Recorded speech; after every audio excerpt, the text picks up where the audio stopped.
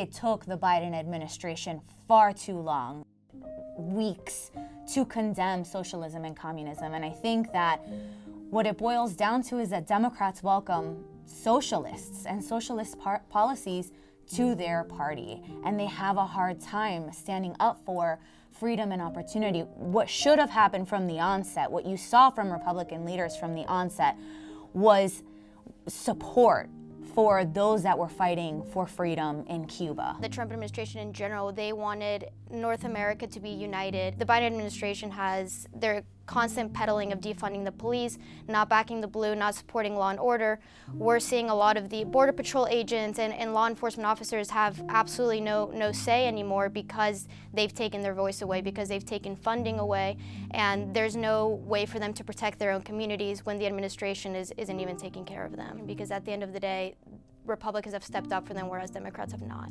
And I think you see a stark contrast between Republican and Democrat leadership, you know, especially when you consider that Kamala Harris, who was dubbed the border czar by President Biden, whose failed policies have caused a humanitarian crisis on the border, she went near the border once, has not addressed it since. And we just recently learned from a White House press briefing that President Biden has likely never been to the border his entire elected career. And I think that that's a disservice, not just to communities along the border, which are primarily Hispanic, but how can you determine border policy if you've never even been to the border? Oh, and by the way, he held the title of border czar when he served as vice president under Obama's tenure. And he's never been to the border.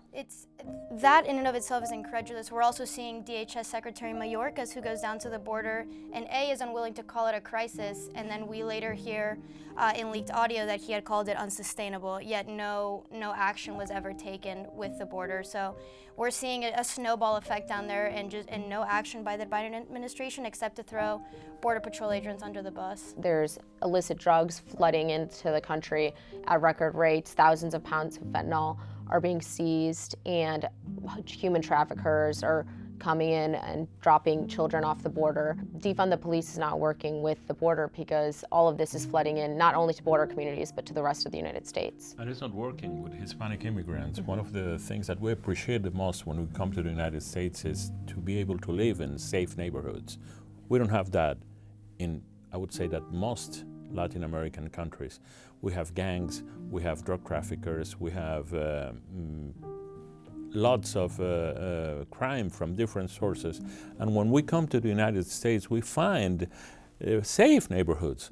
You can send your kids to school and be able to, feel safe that nothing is going to happen to them. That doesn't happen in Latin America, and sadly, we're seeing from a few months back to now that some of those things that we didn't expect that will happen one day in the United States are already happening. Democrat Socialists of America, Alexandria Ocasio-Cortez, Cori Bush, they claimed solidarity with the Castro regime, and they have not been condemned by the Biden administration. Instead, they're welcomed, they're embraced, and their policies are being implemented. It's been an absolute privilege to give a voice to my community and to other Hispanic communities as we've seen, this administration fail with certain border policies and fail as it relates to Latin America. And so, I called my mom and she said, I'm just so proud of you. I'm so proud of you that you took this risk and that, you're bringing the issues of our communities to the forefront. So it's an absolute honor. I think we carry a lot of responsibility. We're the product of a lot of individuals in everyone's respective families who lived through wars, lived through economic crises that have put us where we are today. And with that comes bearing a lot of responsibility to make sure that the message of the GOP, which is the message that us Hispanics carry, the values and ideology, is well implemented throughout our elections, but as well as in our local communities. Happy Hispanic Heritage Month.